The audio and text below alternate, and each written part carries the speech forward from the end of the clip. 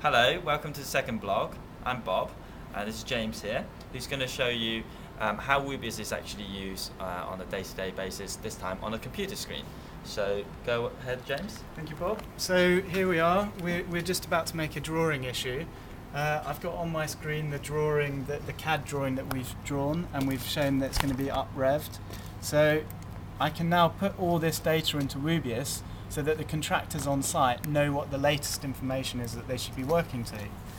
So I can now create a new issue. I'm going to call it issue 138 because it's the next in my list. Now what I can do is upload some files into this issue. So I'm going to select these ones from my folder 138. Now, what's so good about Woobius is that all the metadata is filled in automatically. So the title of this drawing, the revision numbers being automatically up-revved, and this is formulating a drawing issue sheet that we can then be used to send to the contractors. Well, it's worth pointing out that this is exactly, see all this information at the top here, the issue name, issue reference, reason for issue, and the construction status, which is sort of over here. All this stuff is specifically what architects need to use and the engineers need to use to coordinate and communicate exactly what this drawing is for and what this whole set of drawings in fact is for.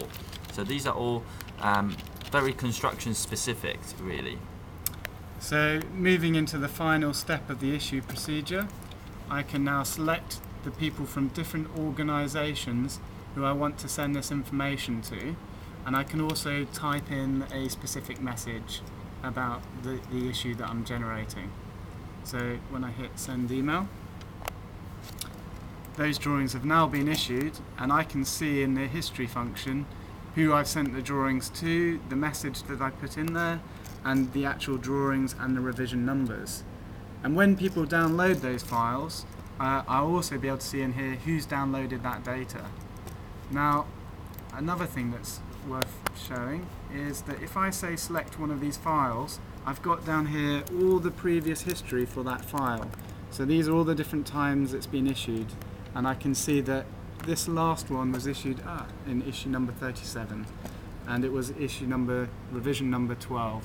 So all this data is very useful for us as architects to make sure, and for contractors to make sure that we're all using the latest information.